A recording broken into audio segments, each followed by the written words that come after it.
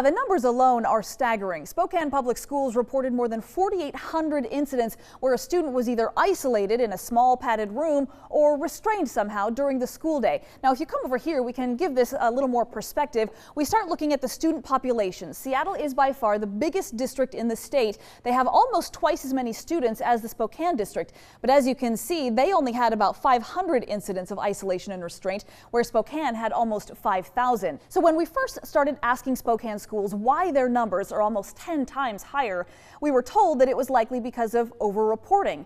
But as I started digging into it, I found many parents of special education students who say isolation and restraint are still being used way more than they should be. People didn't even know about it. Isolation, it's almost like it's, in the dark or kind of off in a corner. Isolation rooms have been used at public schools for decades. Sometimes called safety rooms or quiet rooms, they're intended as a tool to separate students who may be a harm to themselves or others. But many parents say they've seen firsthand how isolation rooms often make situations worse, not better. He just wants to be like everybody else. This Spokane mom didn't want to show her face on camera, but says her son, who's been diagnosed with autism, has been placed in isolation repeatedly since starting kindergarten just a few years ago. When did that start? When he started in a classroom that had a safety room. So basically, as soon as it became an option, they started using it? Absolutely. How many times would you say? Well, I know it's over 100 times, maybe 150. How has that impacted your child? He's not the same little boy he used to be. Sometimes he shuts out and he doesn't want to talk.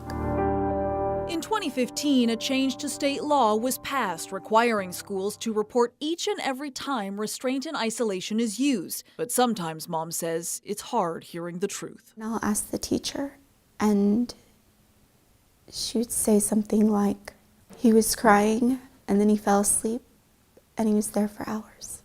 I wish I could have been there to fix it. Still, she is adamant it's not the students who need to be fixed, but rather the system. I'm worried that it's becoming a common practice. Nikki Lockwood is an outspoken advocate for families and students with special needs. She launched the Every Student Counts Alliance after one of her daughters was diagnosed with autism. In 6th grade, she got suspended, and it was because the school was not following her IEP. After that day, when I realized that was illegal and she shouldn't have done that, I definitely became an advocate with a capital A. She's now pushing for more special ed resources for schools and families and better training for educators to use alternative methods of behavior modification with the goal of preventing the need for isolation in the first place. It's isolation and suspension instead of education. It's something Cindy Edwards knows well. Her son with special needs bounced through 6 different schools in the Spokane area before finally ending up in homeschooling. She acknowledges her son has had severe behavioral issues with sometimes violent outbursts, but she tells me repeated isolation only made him worse and pushed him farther and farther behind in his schoolwork. He had to report there for a whole month. Every day he had to go there, stay at least 4 or 5 hours there. They would let him out for... In the isolation room? Uh-huh. For 4 to 5 hours? Yeah.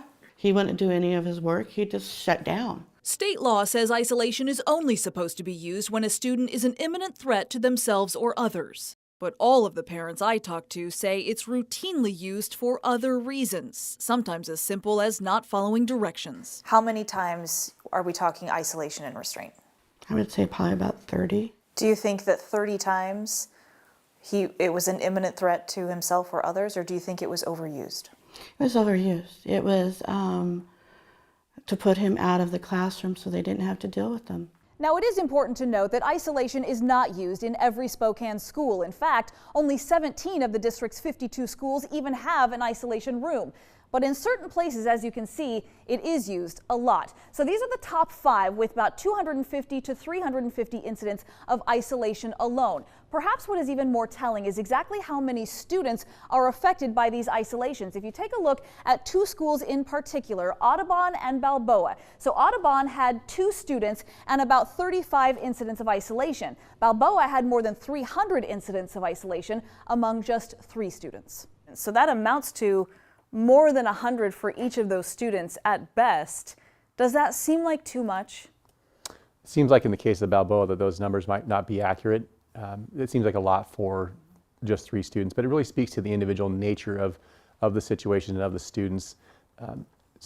Each situation is very, very different, and so to really be able to judge just based upon the data itself is not really a good measure of what's happening. The district also says it's working to make sure staff in the district understand exactly what qualifies as isolation and when it should be used. But really the data is there for our use to be able to understand the situations, understand the uses. So what have you come to understand about almost 5,000 incidents of restraint and isolation for the 2016-2017 school year? Well, there's definitely opportunity to find other ways to make sure that we're taking the time out the student needs, removing them from the situation, removing them from stimuli, but finding other ways to do that. But SPS insists that isolation is sometimes the only effective way of controlling certain students. 911, what are you reporting?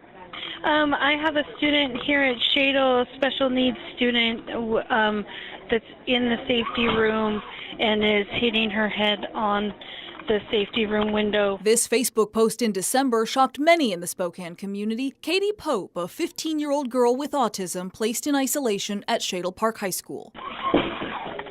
That's her screaming in the background of this call to 911 given to KREM 2 by Katie's father, Richard. Does she need medical attention? We're unsure. It's not safe to open the room at this point. And when Katie emerged, she was covered in bruises from hitting herself against the steel door.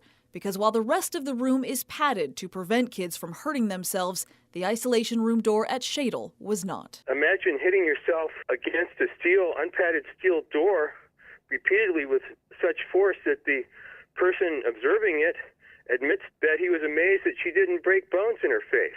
Richard says he immediately pulled his daughter out of Spokane Public Schools, taking Katie back to Bellevue, where they now live. She shouldn't have been there. It should have been padded. If she injured herself, they should have let her out immediately. And when I reached out to Washington's Office of the Superintendent of Public Instruction, or OSPI, I'm told Spokane's numbers for isolation and restraint immediately stood out. But they do believe at least some instances were over-reported and should not have been counted. And so what do you think does Spokane need to be doing differently beyond understanding what the correct definition is of isolation? What else needs to be done to bring those numbers down? So I would just say making sure that all of the school staff who are involved in students who have been restrained or isolated, and then making sure that they have kind of a tool chest of other strategies that could be used.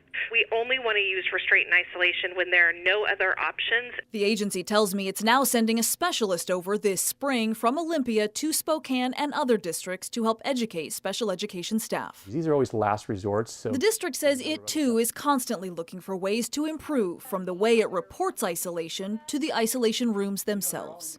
What about the incident at Shadle, for example, and the young woman who was severely injured, throwing herself up against a steel door that's not padded? Have you guys made any changes to certain rooms to make sure that kids can't hurt themselves? Yeah, padding's been added to that room in particular, and that's a situation where again, we're going to learn from everything that we experience, and moving forward, we're going to add padding to that room and any others that might not have it. It is welcome news to these parents, but they agree it cannot stop there. You're trying everything as a parent, and there's not the individual training out there to say, hey, we can help you in this area, other than saying it's just your kid. Parents need resources. You have to speak out. It's really hard to do the first time, but then you get better at it. And when it's your child, you do what you have to do to try to get them what they need. Because they say all children deserve an education, not just because it's the right thing to do, but because it's also the law. We can choose to do differently, and we can do better.